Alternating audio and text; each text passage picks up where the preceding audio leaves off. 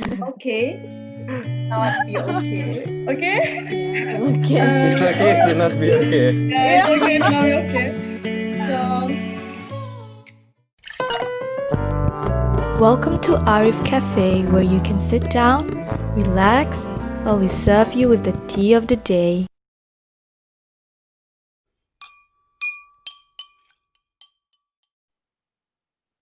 Assalamualaikum et bonjour tout le monde. Welcome to the second episode of Arif Cafe. Aujourd'hui, on a deux invités avec nous. Shan, tu peux les présenter? Bien sûr, Kina. Alors, je voulais dire bienvenue à nos deux invités, Rani et John. Comment ça va, Rani? Oui, ça va. Est-ce que tu peux te présenter un peu pour qu'on puisse te connaître mieux? Oui, je m'appelle Ranisha et actuellement j'habite à Rennes et j'étudie à NSR. Oui, c'est tout, je Ok. crois. Merci, Rani. Et toi, John, comment ça va aujourd'hui? Ça va bien. Et Euh, tu peux, ouais, tu je peux me te présente? présenter un peu aussi? Oui, bien sûr. Ok. Bah, je m'appelle John, j'ai 19 ans.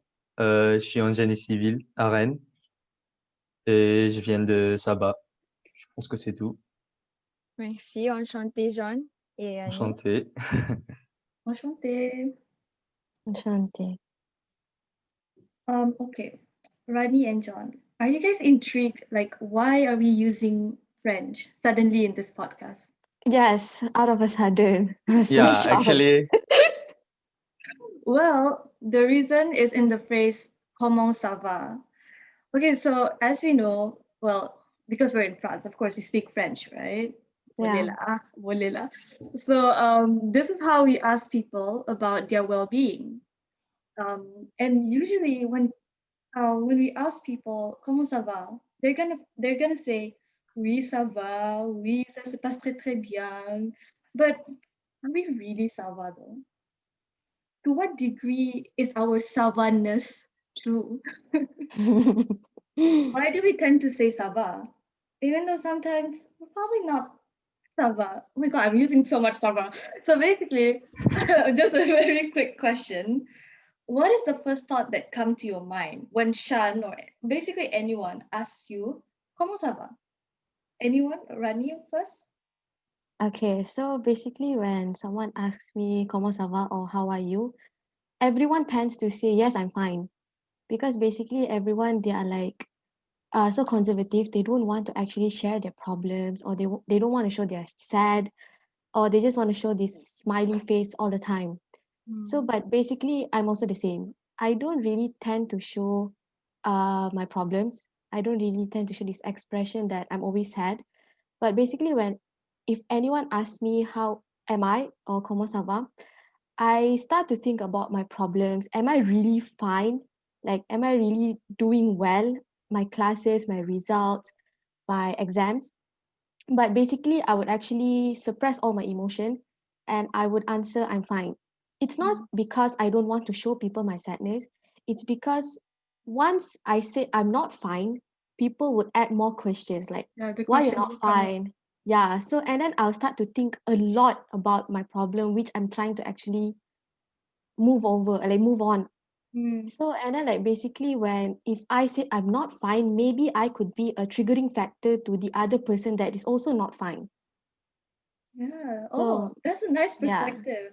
Yeah, I haven't. Yeah, I often thought of that though, Rani, when I come to university in the morning, right? Yes. So like your friends will be, comment ça va, ça va se passe, comment ça se passe aujourd'hui, blah blah blah blah, and then you just like, you know what, this is my same routine every day. I'm just gonna say ça va, and then Yeah. like when your friends It's easy. suddenly started, oh no, j'ai beaucoup de devoirs, you're like, dude, like calm down. I have work too. Like just say ça va, like right. Yeah, yeah, betul.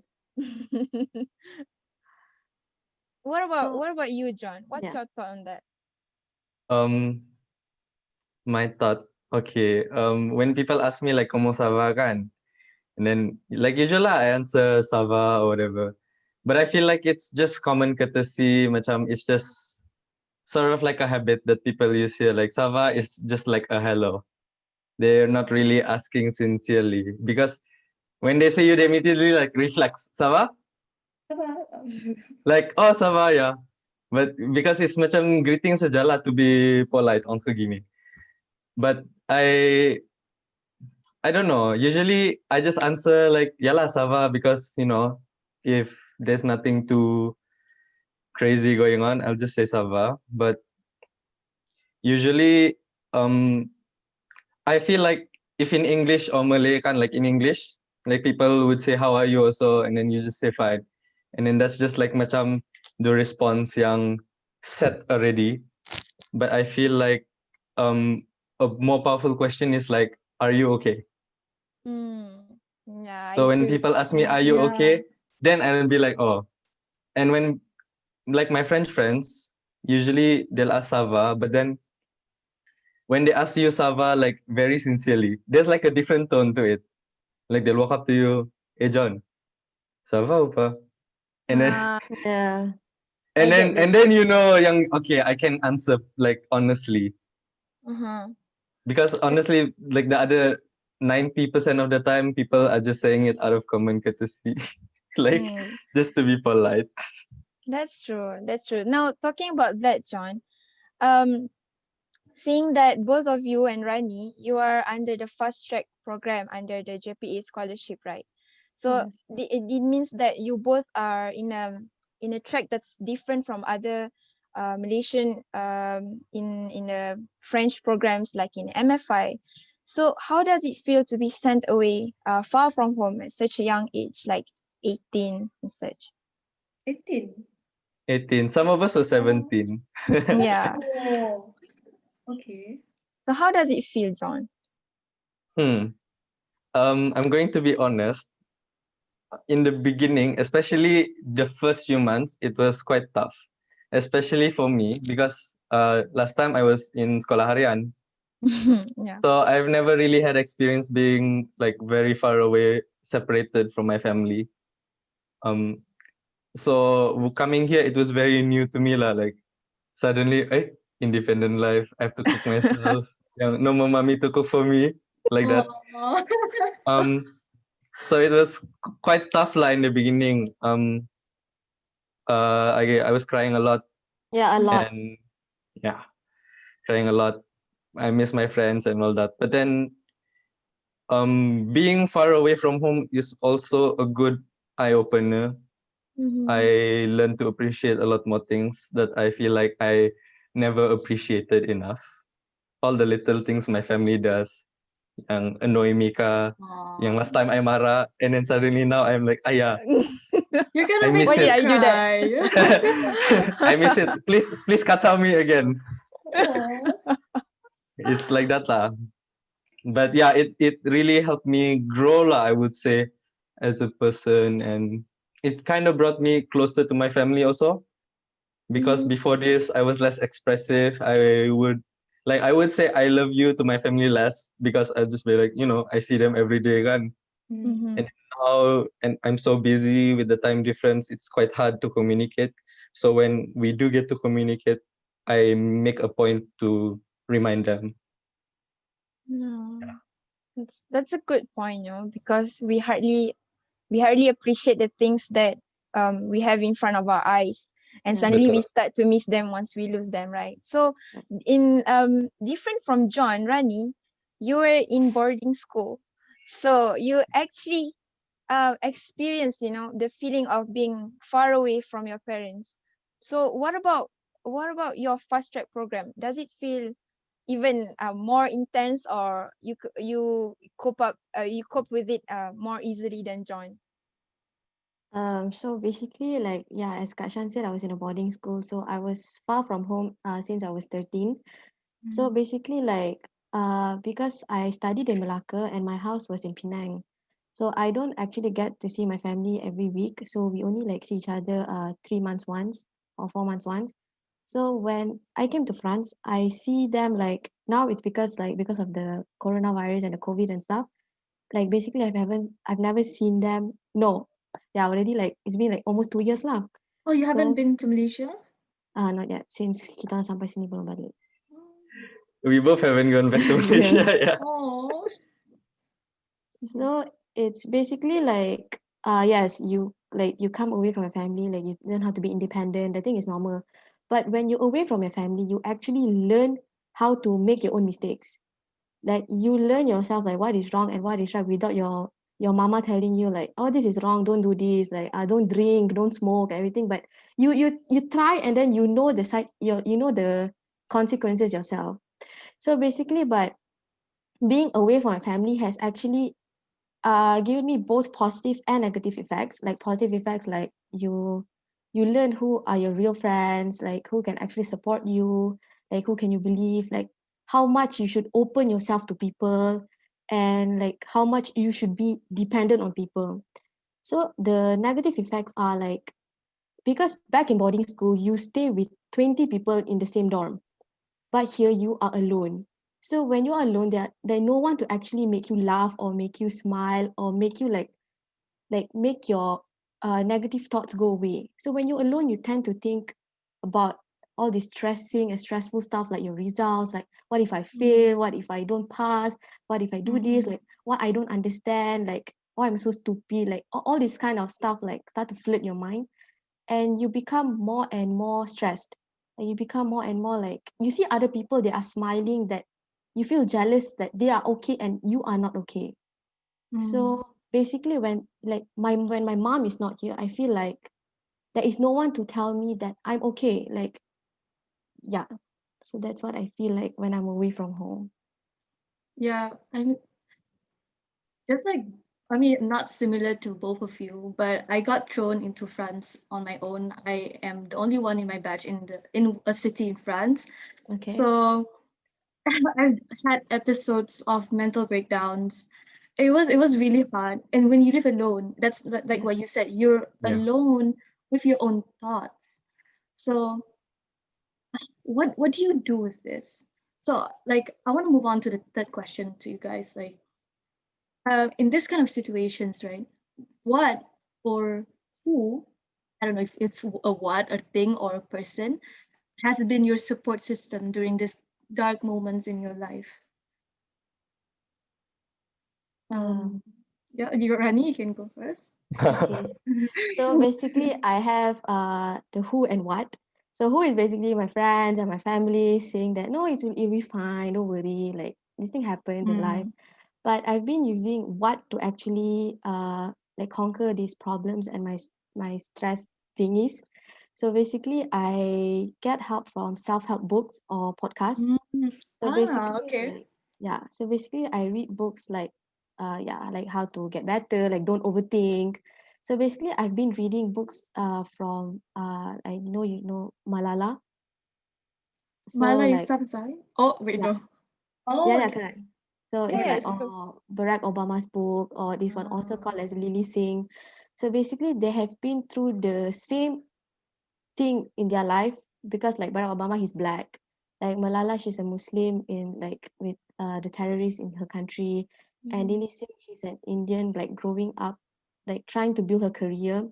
So basically, when I read this kind of books, I try to actually make myself feel better that I'm not going through this alone. That there are other people who are going through this stuff worse than me, and mm, I know that it's going to be fine one day. So it's mm, basically like I don't learn how to conquer the problems, but I learn how to see the problem in a different perspective. Like, what can I learn from this? Or like how this thing can actually like benefit me and stuff. So like from podcasts, I actually listen to more Malaysian podcasts, like from Genie Boy, or mostly like this Malaysian, like this entertainer, or what they do is like they actually like interview successful people from Malaysia, like Hana Yo, or like mm, Brian, the founder of T Life, and many more mm, people.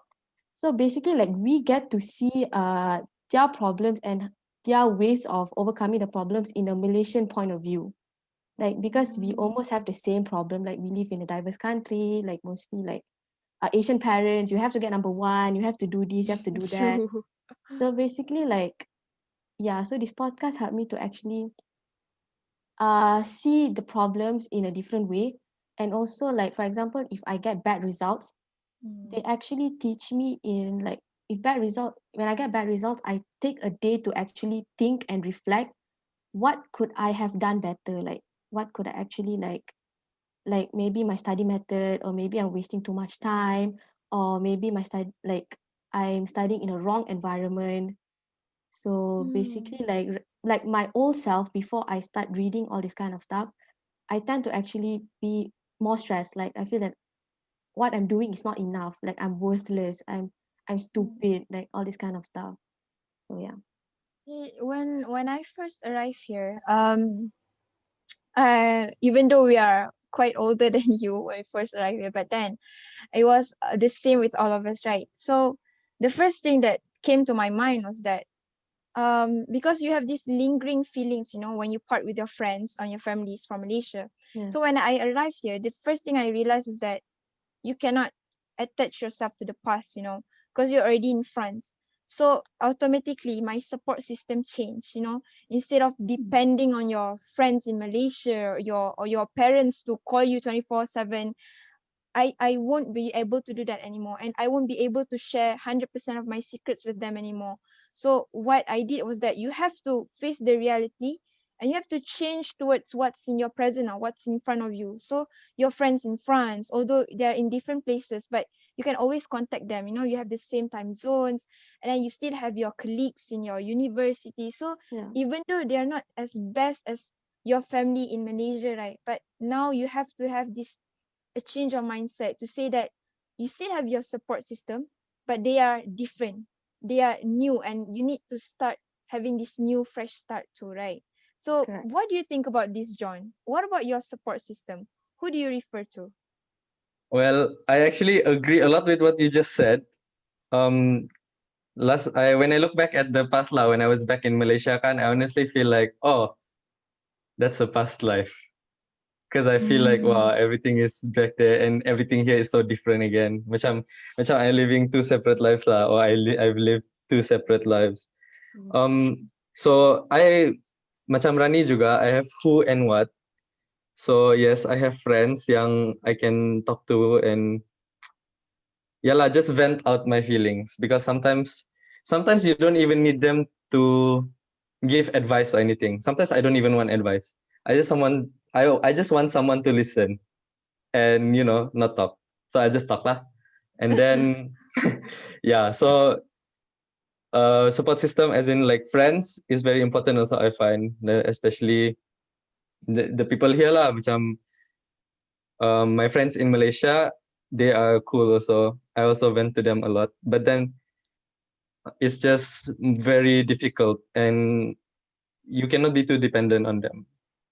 And they have their own lives now, they have their own stuff. Like last time in high school, same life kan. So like masuk lah. But now they tell you stuff also you also cannot understand. You tell them stuff they cannot understand, they can relate.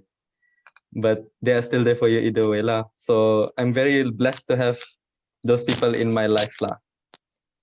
And then for what is my support system also? To release stress, I work out. I try to find time to exercise, and meditate. I feel like it's very important to exercise and meditate. When I have a very tough day in school, macam a very long day kan, I'll usually have a lot of like built up tension inside me. So one way I release that is by macam doing exercises yang macam very vigorous. I don't know, macam intense lah, macam whatever. Kasi lepaskan tu. And then once I have that moment of macam chaos yang I release kan during my workout, when I cool down, I'll do like 5 minutes meditation. And that really helps to bring you back to a state of calm, to a state of being ready for anything. Because when you're meditating, you're also macam being alone with your thoughts also. And you're listening to yourself, but you're listening to a different self because like after I work out and before I work out, ada difference there. Macam before I work out, I'm more, like stressed and all that. More like no hope lah, cannot lah, I cannot face anything. But I feel like after I work out, I feel more confident and I feel a lot better about myself. So that's one way lah. And I also listen to a lot of music because some music, like some songs, I can relate to the lyrics lah, and then I just find it beautiful, stuff like that lah. But yeah, my main thing is like exercise and meditation lah, to cope. Because I honestly feel being alone with your thoughts is not necessarily a bad thing, because you know yourself the best. That's a You fresh know yourself the perspective. best. Yes. And where the problem comes is when doubt is there, when you doubt yourself. And it's it's a very delicate thing, You can see but it. but you have to be very sure, like, okay, you have to trust yourself more. That's what I actually learned throughout my time here so far. I've learned to trust myself and trust the plan. Trust the plan from, the higher powers, whatever. Just go with the flow lah, with life. I mean, just do your best with whatever yang comes your way. I recall this one day where I got like results. I got results from my IUT, and then that day macam ngam-ngam they give like a few results at the same time, and then all of them I didn't do that well, or I didn't do as well as I wanted to. And because it was also, some of them were like group work, and then I did a lot of it, and then dia marka tu macam rendah. So I felt really bad about myself. I was doubting myself so much. Like, oh, I'm a failure lah. I've let my friends down again. But how do I say this? What I told myself was, this already happened. You already got low marks. So Move there's no point in clinging on to that. Just because you got low marks last time doesn't mean you cannot get high marks next time. You work for it lah. So I study balik, and then my mark like tinggi balik lah. But yeah, it's very important to do that lah. Like, what's already happened. You cannot change the outcome anymore. Focus on what you can affect in the present and also in the future, because you still have control over it. Okay, John, seeing that you and Rani are both so inspirational, I want to, let's reverse the roles, let's reverse the roles and look at this situation. What if both of you are, both of you are the ones asking the question, and the other replies, ça va ou ça va pas. And you know that by their expression that they're not okay. So how are you going to respond to this, Rani? If one of your friends, like, you know that they're not ça va, but instead they just like ba ça va, but they're not. So what do you do, Rani, in this situation? Okay, so because basically now in Rennes, I'm basically with 5 people here, and these 5 people are stressful every single day. So they always tend to be stressed over every single thing. So I know that from their face that they are not okay.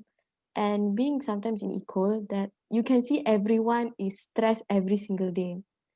So like, what do I tell them is that I don't actually be this makcik-makcik and tell them, oh, kena buat macam ni lah, kena macam tu, jangan stress, okay, macam tu. It's not like that. So it's basically like, you tell them, it's like, if they make mistakes, they have to own up to their mistakes. Like, you cannot tell them that, like, lepas ni janganlah buat macam ni, lepas ni, you know that it's a mistake, so you know that you shouldn't do it in the future. So what, like, I'll tell them is that, like, what you learn from it, like, what you can do to actually solve this problem, or like what you could do to make this better lah. So like, when most of the times, like, my neighbor, he always comes to me, and then he always say that his marks is not good enough, he always get low marks and stuff.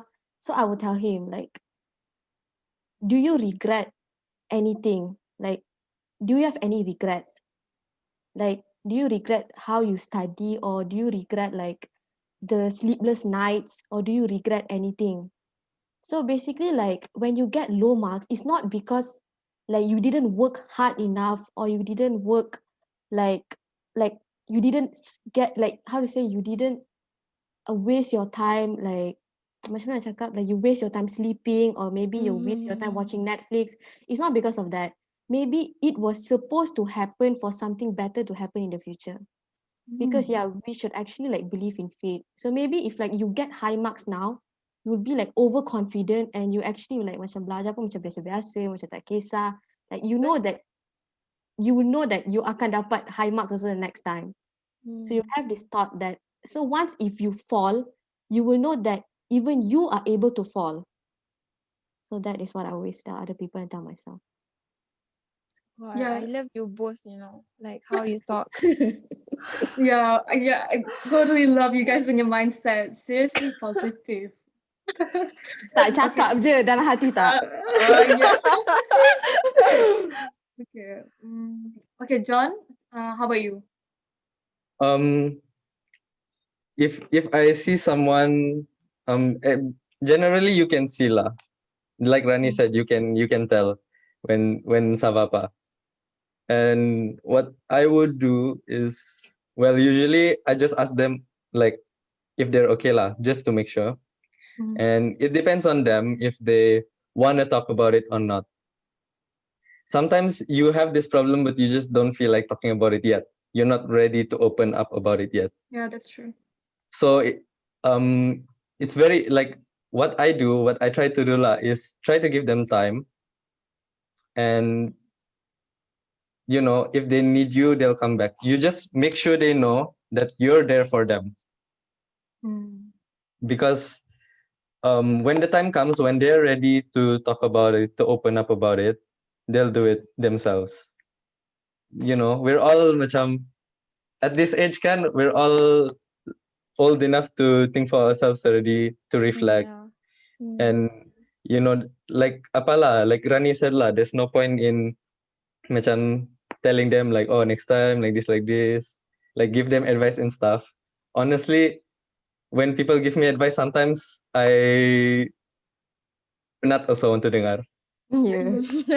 True. So like- I try not to give advice to people, because it's not like they don't know that they did something bad, or that something bad is happening. It's not like They know they themselves. of it. That's why they feel bad. So to remind them to macam, it's a bit like putting salt on the wound, or Yeah. macam stabbing the Like- knife deeper. Like we often heard the quotes like, we often lend our ears to reply, not to understand, right? Yes. Yeah. True. Yeah. So So yeah. I think in our society, like as friends, we need to do that more. We need to lend our ears, like John said, to understand rather than to reply. So And yeah, usually when people do open up to me, I try to listen, just listen, and understand where they're coming from. Sometimes ada juga perasaan yang rasa like, oh, ada something happen like that to me also. Then I also like that. Sometimes you want to chip in also, but I try to stop myself, because it's not about me now. It's about him. It's about her. It's about the other person on the other side who needs help. So I'll just listen, and I'll just macam absorb lah. I'll do the same thing yang like what other people do for me, I'll do the same. True. And if they do ask for advice, then my advice is honestly macam Rani lah.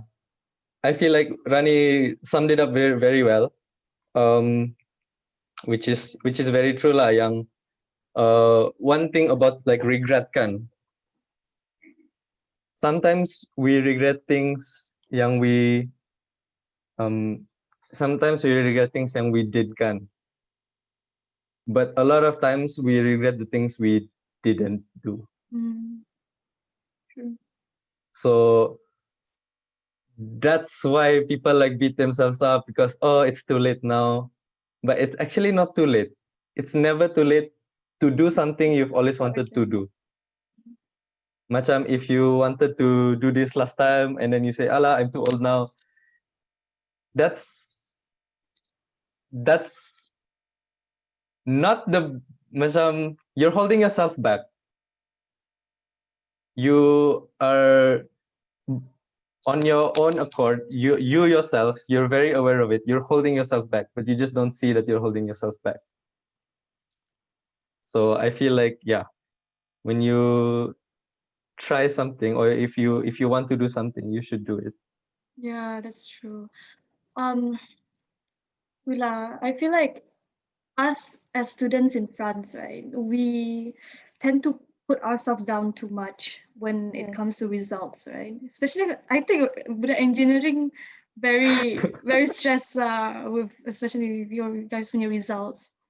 And then on the part when you said about listening others, I really like that because usually kadang-kadang kita bagi tahu orang our problems. We don't Betul. expect any answers pun sebenarnya. Betul. We just want to rant.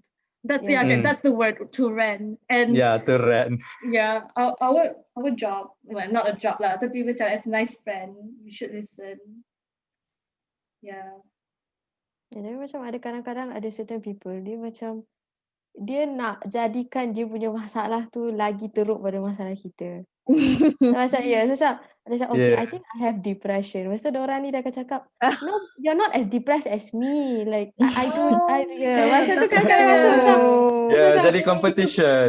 kita punya Yeah. masalah ni macam tak cukup sedih. So macam okay lah, tak payahlah. Competition of being sadness.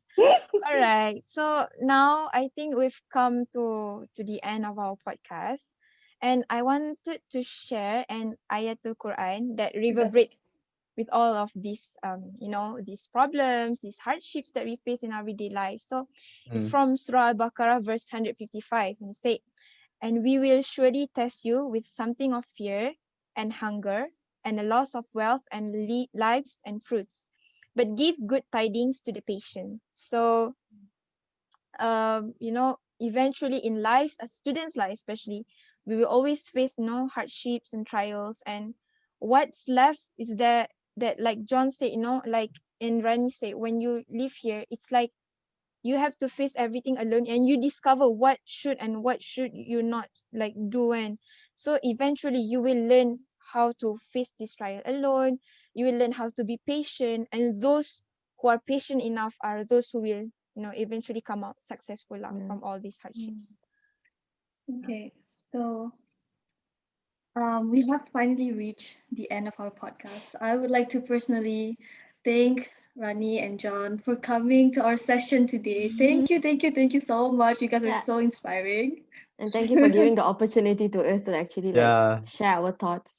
Okay. You're welcome.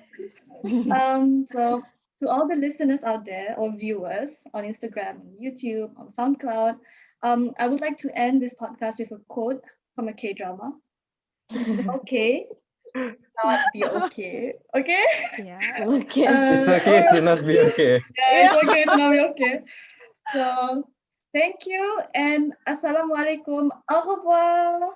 Au revoir. Thank you. Au revoir. Thank you. Bye.